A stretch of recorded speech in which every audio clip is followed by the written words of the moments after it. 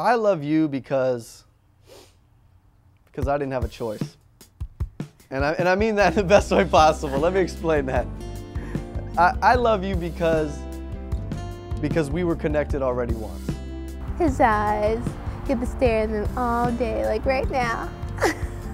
I like that he motivates me. He really is my other half. He, you know, you always say that you have like an angel and a demon on your shoulder. Well, I don't know if I really believe in that, but I feel like people that are around you are those two things, and you're definitely, wow.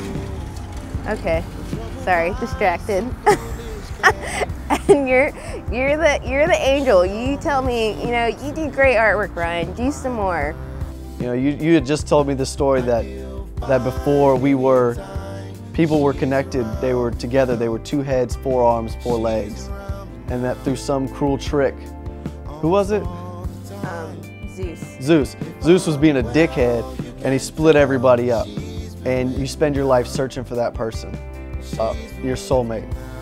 You know, last year I was lost. I didn't know what I was going to do after college, you know, if I even had the skills to put out resume stuff for all these businesses. And you're like, you do, just, you know, believe in yourself like I believe in you. And, you know, that's what gets me. You got me with that. Yeah. I love you. I love you too.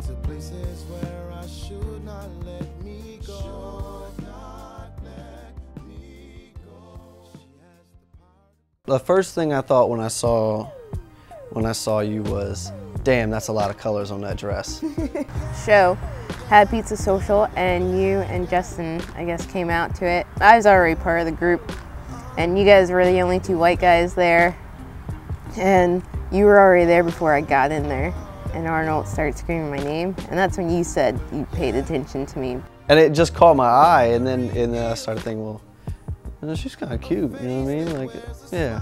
So, you know, you caught my attention that way, and then people started yelling your name, and it just stuck in because I'd already seen you and thought about you more than once. You know what I'm saying? But I just looked and I'm like, oh, that's that one dude, Justin, who's in my English class, and that guy might be his brother. They kind of look alike.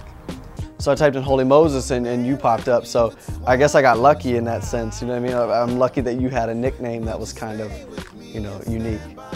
So a couple days, I guess, go by, and I get a Facebook message from you saying, hey, I saw you at the Pizza Social, and I want to know if you want to do some artwork for our album cover. Well, I probably was like, this is kind of weird. This guy doesn't even know me, and he just Facebooked me just because he heard my name. But then I saw that you were doing music, and I was like, okay, well, it could be because, you know, he's trying to promote his music some. And then I start going through your Facebook pictures and all of that stuff, and I was like, oh, he's kind of cute. You know, I don't know if there was a specific moment that I felt, you know, like there was no like lightning bolt on the tip of my penis. You know what I'm saying? Like I didn't have like a moment. I know that sitting on that tree, the tree branch with you at Maymont was really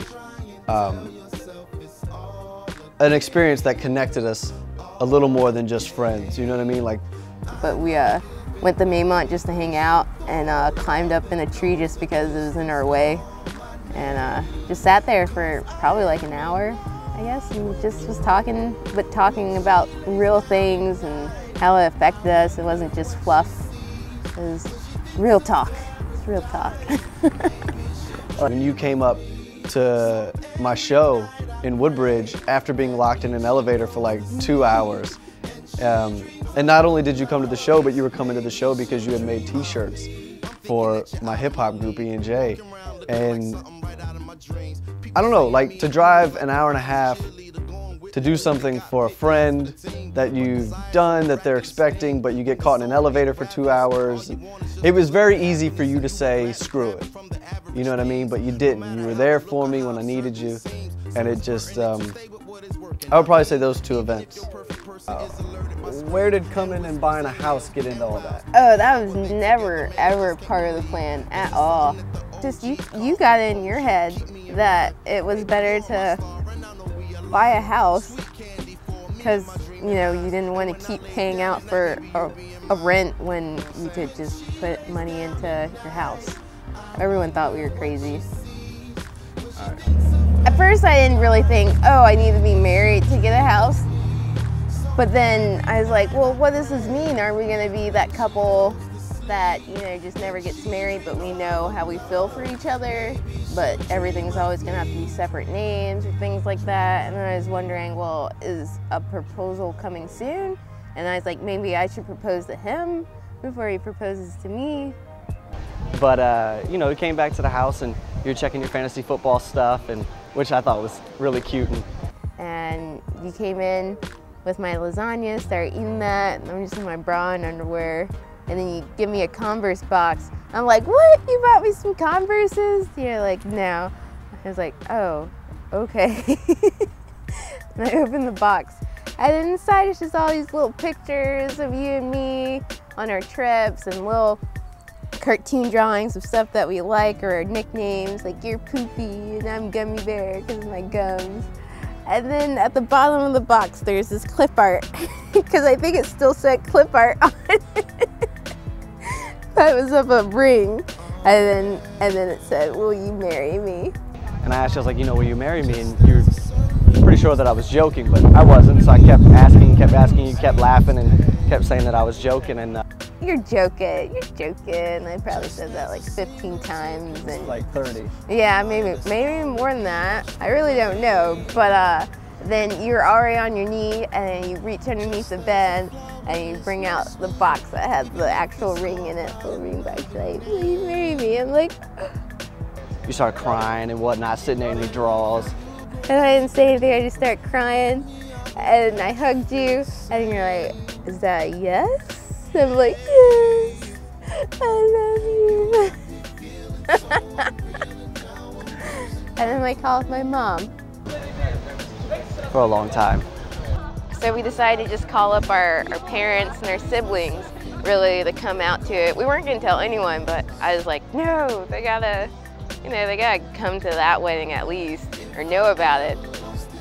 Getting married in the backyard was really cool. Like, we just had our immediate family there, so it was just really, you know, just the people that really care about us, and it was very intimate. We got some weird, I guess, officiant guy.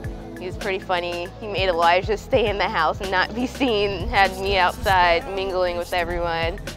And I was in there freaking out because, you know, I'm about to get married, and I'm just in there looking at pictures, drinking water, making sure I don't get dry mouth, cotton mouth or whatnot. So we get up there and I'm standing, like how my hair was, it was blowing all in my face, so all the pictures of me, you can't really see my face, but you can see Elijah crying. And I don't know, we were just making a bunch of little jokes. You know, a ring is a circle. And what's the other one from The Princess Bride?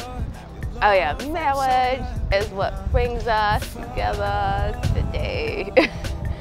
I don't know, it was really sweet. Elijah, he started choking up first, but I was the first one to let a tear drop. And then we were just waterfalls the rest of the time. Well, I like being involved in this wedding because it's not the same wedding that everybody else has.